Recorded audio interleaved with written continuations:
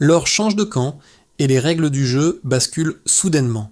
Au Burkina Faso, des contrats miniers sont réécrits, des audits révèlent des écarts et l'État annonce 18 milliards de dollars de recettes tout en maintenant une production stable défiant les scepticismes des marchés. Mais qu'est-ce que cela signifie vraiment pour les citoyens, les investisseurs et l'équilibre régional ? Ibrahim Traoré, à la tête de ce processus, pourrait-il transformer la souveraineté économique de l'Afrique de l'Ouest ? Cette révolution silencieuse dans le secteur minier est-elle le prélude à un changement durable ou un simple pic conjoncturel ? L'énigme du Burkina Faso réside dans sa capacité à réinventer son modèle économique sans provoquer de rupture brutale. Depuis l'arrivée d'Ibrahim Traoré, les réformes du secteur minier ne se contentent pas d'être une série de mesures administratives, elles incarnent une promesse de changement profond, avec des recettes estimées à 18 milliards de dollars provenant de l'or. La question se pose, ces revenus peuvent-ils réellement bénéficier aux citoyens ou sont-ils destinés à servir d'instrument de légitimation du pouvoir ? Pour les investisseurs, l'incertitude juridique demeure une épée de Damoclès, tandis que les autorités affirment que cette réforme n'est ni une rupture violente, ni une simple mesure ponctuelle. Elle est, selon eux, une transformation silencieuse mais essentielle, pensée pour durer dans un environnement marqué par des tensions sécuritaires croissantes. Pour les observateurs régionaux, il ne s'agit pas seulement d'un changement national, mais d'un modèle susceptible de se répercuter à l'échelle du Sahel, redéfinissant les relations économiques et géopolitiques de la région. Sous Ibrahim Traoré, la révolution économique du Burkina Faso commence à prendre forme avec des résultats qui surprennent les sceptiques. L'un des signes les plus marquants de cette transformation a été l'annonce de 18 milliards de dollars de recettes générées par l'or, un chiffre qui semble dépasser les attentes les plus optimistes. Cette somme considérable n'est pas simplement un indicateur de la prospérité du secteur minier, mais un révélateur de la manière dont l'État burkinabé a commencé à réécrire les règles du jeu. En l'espace de quelques mois, des audits miniers ont mis en lumière des pratiques de sous-déclaration et des coûts artificiellement gonflés, ouvrant ainsi la voie à une récupération d'arriérés fiscaux qui n'étaient jusque-là que des chiffres invisibles.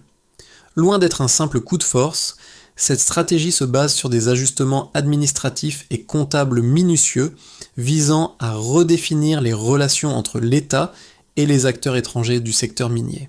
Ce n'est pas une rupture brutale, mais une révision graduelle, un passage de la simple extraction à la gestion active des ressources naturelles, un contrôle accru qui permet au gouvernement de capitaliser sur la richesse minière du pays sans pour autant isoler ses partenaires internationaux. Pour comprendre l'ampleur de ce basculement, il faut revenir au modèle traditionnel de l'industrie aurifère burkinabé. Jusqu'à récemment, les concessions minières étaient principalement accordées à des entreprises étrangères et la majeure partie de l'or extrait était exportée sans que les bénéfices ne profitent véritablement à la population locale. Le contrôle de l'État était limité et la souveraineté économique, bien qu'évoquée dans les discours officiels, semblait une notion abstraite, bien loin des réalités du terrain. La dynamique a changé lorsque l'État a commencé à prendre des mesures concrètes pour contrôler et réguler ce secteur clé tout en maintenant un dialogue avec les acteurs étrangers. Cette politique ne vise pas à exclure les multinationales, mais à redéfinir les termes de la coopération afin d'assurer une plus grande part de la valeur pour le pays. L'objectif final est de parvenir à une souveraineté économique réelle, mesurable par des résultats tangibles sur le terrain. Sous Ibrahim Traoré, la dynamique de changement dans le secteur minier a pris forme non seulement à travers des décisions politiques, mais aussi grâce à l'émergence d'une nouvelle posture de l'État. L'un des principaux acteurs dans ce processus n'est pas une personnalité spécifique, mais plutôt l'administration elle-même, longtemps perçue comme faible face aux multinationales. Ce changement est incarné par une série de réformes techniques, administratives et fiscales qui collectivement redéfinissent la manière dont les ressources naturelles sont exploitées et gérées.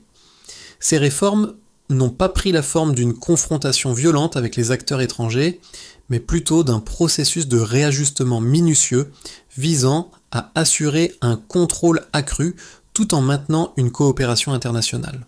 Cela a permis de renforcer la position de l'État tout en réduisant progressivement sa dépendance aux flux financiers extérieurs. Un des premiers effets visibles de cette approche a été la mise en œuvre de audits fiscaux nationaux qui ont révélé des écarts importants dans les déclarations des entreprises minières. Ces audits ont permis à l'État de récupérer des milliards de dollars d'arriérés fiscaux, une somme qui a été réinjectée dans le système économique du pays. Les résultats ont été immédiats, mais aussi stratégiques. Pour les citoyens, ces fonds ont commencé à être alloués à des secteurs essentiels comme la santé et l'éducation, offrant ainsi une visibilité tangible de l'impact des réformes. Dans les zones rurales, des projets miniers de plus petite échelle ont été mis en avant pour démontrer l'efficacité du modèle de redistribution. Bien que ces projets soient encore limités en termes de résultats, ils ont permis d'initier un processus de transformation visible, assurant une meilleure distribution des richesses au niveau local. Sous Ibrahim Traoré, la stratégie de transformation économique du Burkina Faso a pris un tournant décisif avec l'annonce d'un revenu record de 18 milliards de dollars générés par l'or. Ce chiffre a non seulement surpris les analystes, mais a également mis en lumière les changements fondamentaux opérés dans la gestion des ressources minières. L'État burkinabé, après des décennies de dépendance aux entreprises étrangères et de sous-déclaration des volumes extraits, a mis en place une série de réformes fiscales et administratives visant à redresser la barre. Dès le début, ces réformes ont été accompagnées d'audits rigoureux sur les concessions minières, mettant en évidence des écarts importants dans les volumes extraits et des pratiques de coups de gonflets. Ces découvertes ont permis à l'État de récupérer des milliards de dollars en arriérés fiscaux, augmentant ainsi la légitimité de la réforme et renforçant la position de l'État sur la scène économique nationale et internationale. Ce changement de cap a également été marqué par une nouvelle dynamique politique où l'État burkinabé, longtemps perçu comme faible face aux multinationales, a commencé à prendre des mesures concrètes pour contrôler les richesses minières du pays. Cette approche s'est distinguée par sa capacité à réconcilier les objectifs de souveraineté économique avec la nécessité de maintenir des relations diplomatiques et économiques avec les partenaires internationaux. Contrairement à d'autres exemples de nationalisation brutale, le Burkina Faso, sous Ibrahim Traoré, a opté pour une voie plus graduelle, axée sur des audits, des révisions contractuelles et une gestion plus rigoureuse des ressources naturelles. L'un des objectifs sous-jacents de cette politique était de garantir que les bénéfices de l'exploitation minière profitent davantage à la population locale et à l'État, tout en minimisant les risques de désinvestissement. Un autre élément clé de cette transformation a été la diversification des projets miniers. Au lieu de concentrer toute l'activité sur les grandes concessions étrangères, des initiatives plus petites ont été lancées dans des zones rurales, associant extraction, emploi local et recettes fiscales. Ces projets, bien que modestes par rapport aux grandes exploitations industrielles, ont permis de réintroduire un contrôle local et ont donné un signal positif concernant l'impact de la réforme sur les communautés locales. La mise en avant de ces projets a également servi à illustrer les retombées concrètes des réformes, créant ainsi une relation plus directe entre les ressources naturelles et les services publics. Bien que ces projets aient encore un impact limité, ils ont ouvert la voie à une meilleure redistribution des richesses et ont permis de renforcer la légitimité de l'État aux yeux de la population. À travers ces réformes, le gouvernement burkinabé a mis en place un modèle qui cherche à conjuguer contrôle des ressources, stabilité économique et redistribution. Le fait que la production n'ait pas chuté après la nationalisation partielle des mines et que, au contraire, elle ait été stable puis en hausse a été un argument puissant pour justifier la réforme. Ce double signal, la stabilité de la production et l'augmentation des recettes, a été perçu comme une victoire politique et économique, prouvant que la réforme pouvait réussir sans nuire à l'activité économique du pays. Pour les analystes, cette réussite initiale a permis de surmonter les scepticismes et a renforcé l'idée que le modèle de Traoré pourrait être reproductible dans d'autres pays d'Afrique de l'Ouest confrontés à des défis similaires. Les réformes menées sous Ibrahim Traoré ont été soutenues par des chiffres impressionnants qui témoignent de l'efficacité du modèle mis en place.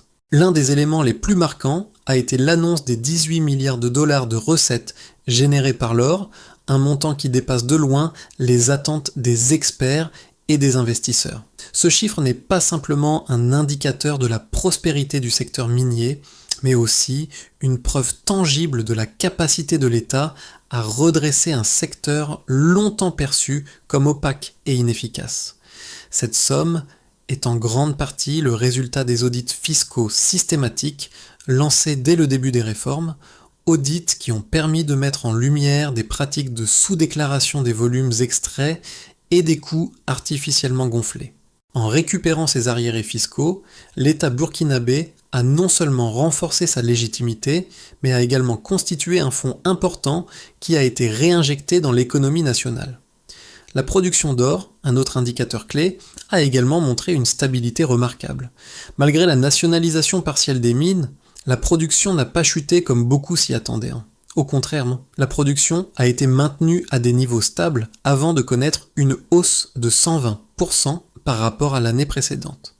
Cette augmentation a été interprétée comme une réduction des sous-déclarations dans le secteur plutôt que comme un accroissement des capacités de production. Les autorités ont souligné que cette stabilité et cette croissance sont le fruit d'une meilleure gestion et d'une supervision accrue, ce qui a contribué à apaiser les inquiétudes des investisseurs. Ce chiffre a été une réponse directe aux critiques selon lesquelles la réforme risquait de nuire à l'activité économique du pays. En outre, l'allocation des revenus miniers a montré des signes positifs de redistribution. Une augmentation de 15% des investissements locaux a été signalée par la Banque centrale, suggérant que les recettes générées par l'or étaient progressivement redirigées vers des projets d'infrastructure et des services publics, notamment dans les secteurs de la santé et de l'éducation. Bien que ces investissements restent modestes, ils ont constitué un signal fort pour la population et ont renforcé la crédibilité de la réforme. L'utilisation de ces fonds pour améliorer les conditions de vie des citoyens, en particulier dans les zones rurales, a servi de preuve supplémentaire que la réforme n'était pas uniquement axée sur la captation des ressources, mais aussi sur leur répartition équitable. Enfin, les audits fiscaux ont non seulement permis de récupérer des arriérés fiscaux, mais ont également servi à corriger des pratiques de gestion mal orientées dans le secteur minier. Ces audits ont révélé des volumes d'or sous-déclarés et ont permis à l'État de récupérer une partie de ses ressources, augmentant ainsi les recettes publiques. Ces mesures ont non seulement montré l'efficacité du contrôle administratif, mais ont aussi permis de renforcer la transparence du secteur minier, un point crucial pour la crédibilité à long terme du modèle économique mis en place par Ibrahim Traoré. Sous Ibrahim Traoré, les réformes minières du Burkina Faso ont suscité des débats passionnés, notamment entre les partisans de la souveraineté économique et les critiques de l'impact potentiel sur l'investissement étranger. D'un côté, les défenseurs de la réforme soulignent les avantages de la prise de contrôle progressive des ressources naturelles qui permet à l'État de maximiser ses recettes sans interrompre brusquement l'activité économique. Ils affirment que cette approche garantit une redistribution plus équitable des bénéfices, en particulier dans les zones rurales où les projets miniers à plus petite échelle commencent à montrer des résultats concrets. En réaffirmant son contrôle sur l'exploitation aurifère, l'État cherche à répondre à la demande croissante de transparence et d'efficacité dans la gestion des ressources, une priorité pour les citoyens burkinabés qui ont longtemps vu la richesse minière comme un levier de développement inexploité. Cependant, les opposants à ces réformes avertissent que le modèle adopté par Ibrahim Traoré comporte des risques importants. L'un des principaux arguments contre la nationalisation partielle des mines et la réécriture des contrats est l'incertitude juridique qu'elle génère, ce qui pourrait décourager les investissements étrangers. Les critiques soulignent que le secteur minier, qui nécessite des investissements massifs en infrastructures et en technologie, ne pourra pas prospérer à long terme sans la stabilité et la confiance des investisseurs internationaux. Le processus de révision des contrats, bien qu'indispensable pour la transparence, pourrait être perçu comme une rupture brutale avec les engagements précédents, augmentant ainsi les risques d'une fuite de capitaux étrangers. L'incertitude sur la continuité des règles du jeu et sur la capacité de l'État à gérer efficacement un secteur aussi complexe pourrait se traduire par une réduction des investissements et une hausse de l'exode des entreprises minières. De plus, certains critiques mettent en doute la capacité de l'État burkinabé à gérer un secteur minier aussi vaste et complexe. La gestion d'un secteur stratégique comme l'exploitation aurifère nécessite des compétences techniques et une expertise financière de haut niveau que l'administration burkinabé pourrait ne pas encore maîtriser pleinement. La crainte est que la nationalisation et les réformes administratives se heurtent à des limitations institutionnelles comme la corruption, une gestion inefficace ou un manque de coordination entre les différentes branches du gouvernement. L'absence d'une véritable capacité administrative pourrait compromettre la viabilité à long terme du modèle, transformant ce qui semblait être une victoire en un échec institutionnel. Cette perspective soulève une question cruciale. L'État burkinabé pourra-t-il surmonter ces défis institutionnels pour réaliser sa vision de souveraineté économique, ou ces obstacles finiront-ils par miner l'efficacité de la réforme ? La réforme minière au Burkina Faso, menée sous la direction d'Ibrahim Traoré, atteint un tournant crucial. Jusqu'ici, les mesures prises semblaient démontrer que le pays pouvait contrôler ses ressources naturelles sans compromettre sa production. Mais à mi-parcours, une question persiste. Cette dynamique peut-elle se maintenir sur le long terme ? L'annonce des 18 milliards de dollars de mines, de dollars de recettes, bien qu'impressionnante, n'est qu'une première étape.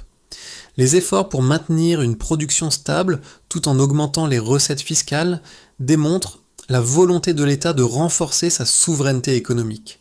Cependant, la véritable épreuve pour le Burkina Faso réside dans sa capacité à pérenniser ses gains, tout en équilibrant les attentes internes et les pressions externes. L'objectif reste de transformer les résultats à court terme en une stabilité durable, et de rendre ce modèle reproductible dans d'autres pays du Sahel. La route reste semée d'embûches, mais le cadre est posé. Pour que cette réforme devienne une référence régionale, elle devra démontrer sa résilience face aux défis à venir, qu'ils soient économiques, politiques ou géopolitiques. Les réformes menées par Ibrahim Traoré ont des répercussions profondes et variées sur plusieurs aspects du Burkina Faso, affectant non seulement l'économie nationale, mais aussi la stabilité régionale.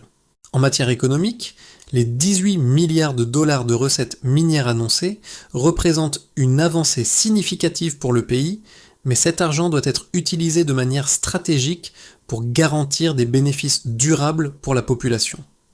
L'un des principaux objectifs de ces fonds est de financer les infrastructures publiques, en particulier dans les secteurs de la santé et de l'éducation.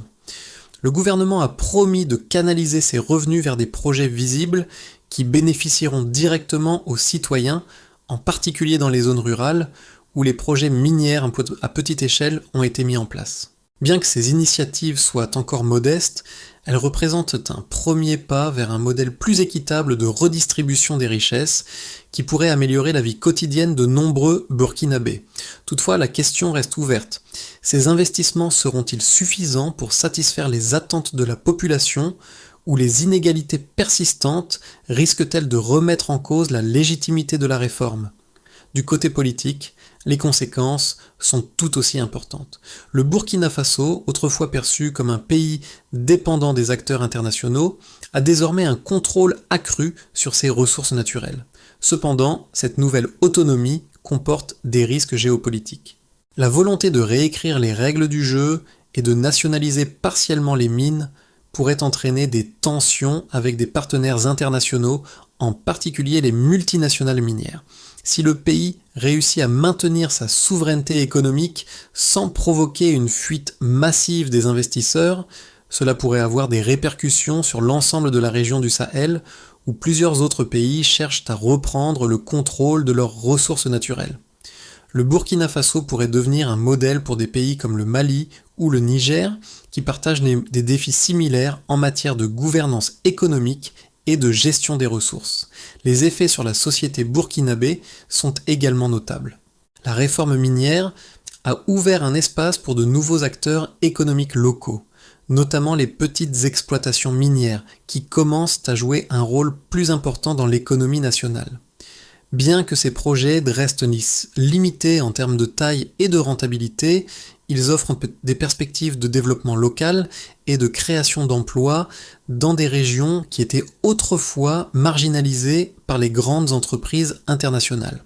Cela permet aux communautés locales de bénéficier directement des ressources naturelles, renforçant ainsi le lien entre l'État et les citoyens. Toutefois, l'impact réel sur les conditions de vie reste à prouver.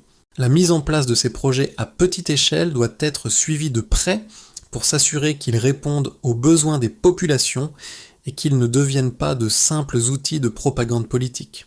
Enfin, l'impact régional est également crucial. Si le Burkina Faso réussit à maintenir sa trajectoire de souveraineté économique, cela pourrait modifier les rapports de force au sein du Sahel. D'autres pays de la région pourraient s'inspirer du modèle burkinabé et adopter des réformes similaires pour reprendre le contrôle de leurs ressources naturelles. Cependant, une telle dynamique pourrait également entraîner des tensions avec les grandes puissances économiques mondiales, qui pourraient percevoir cette évolution comme une menace pour leurs intérêts dans la région.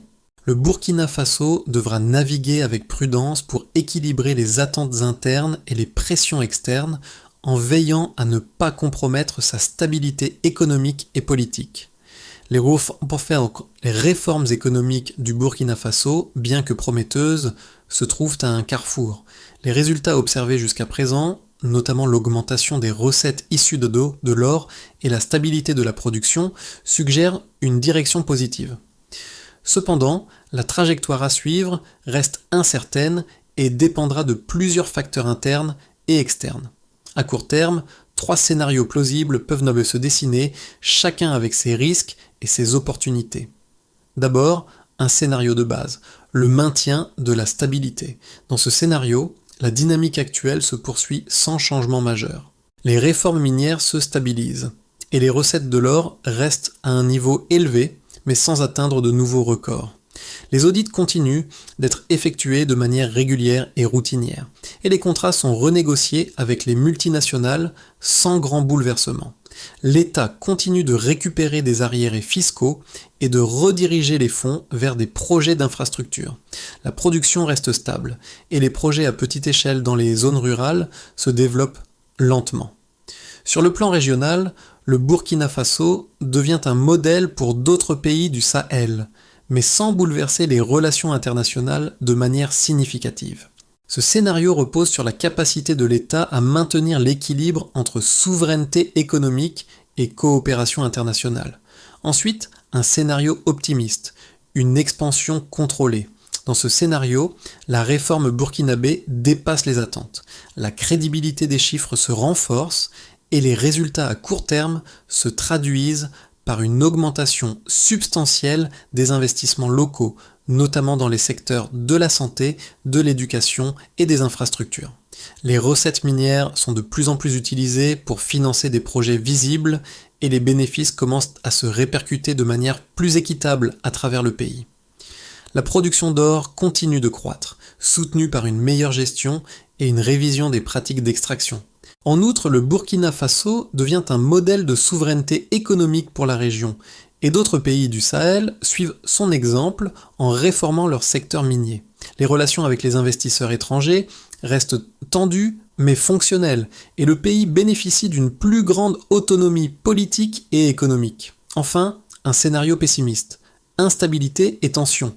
Dans ce scénario, les réformes échouent à produire les résultats attendus. L'incertitude juridique persiste et les tensions avec les multinationales minières augmentent, décourageant les investissements étrangers. La production d'or commence à diminuer en raison de la baisse des investissements dans les infrastructures et de la fuite des entreprises étrangères.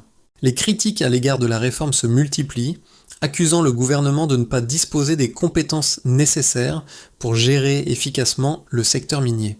Les tensions internes, notamment dans les zones rurales où les projets miniers à petite échelle n'ont pas encore produit de résultats tangibles, risquent de se transformer en mécontentement populaire. Sur le plan régional, l'expérience burkinabé pourrait être perçue comme un échec, et d'autres pays pourraient hésiter à adopter des réformes similaires.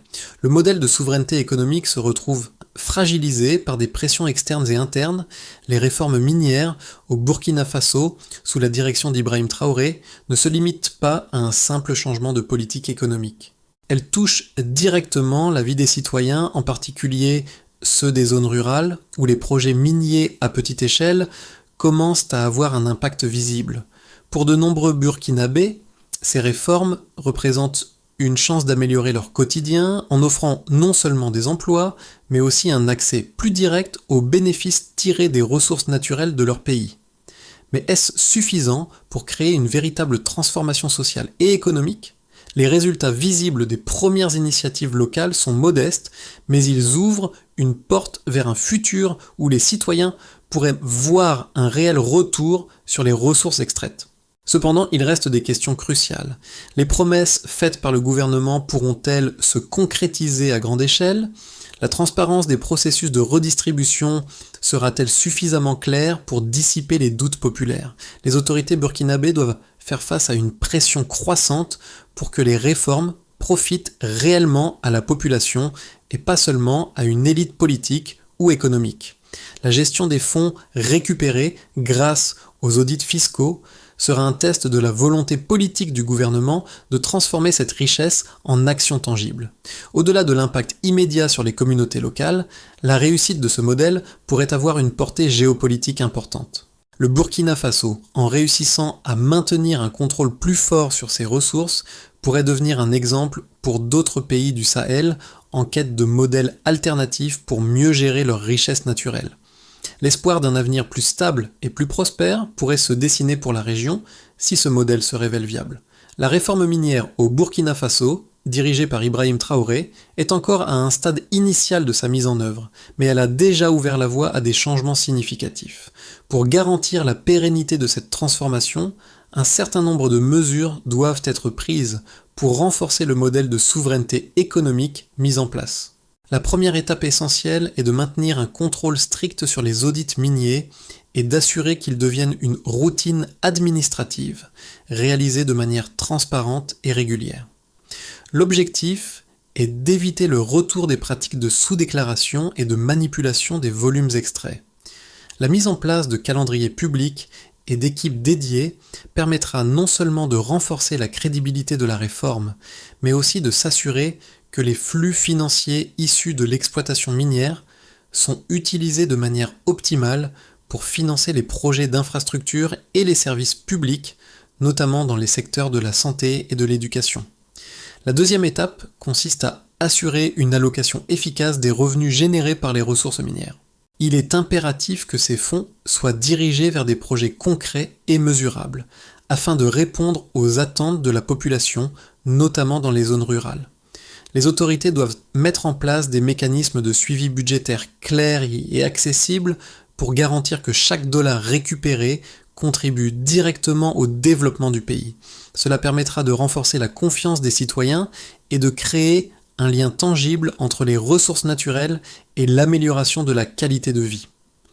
La troisième étape repose sur le renforcement des capacités internes de l'État.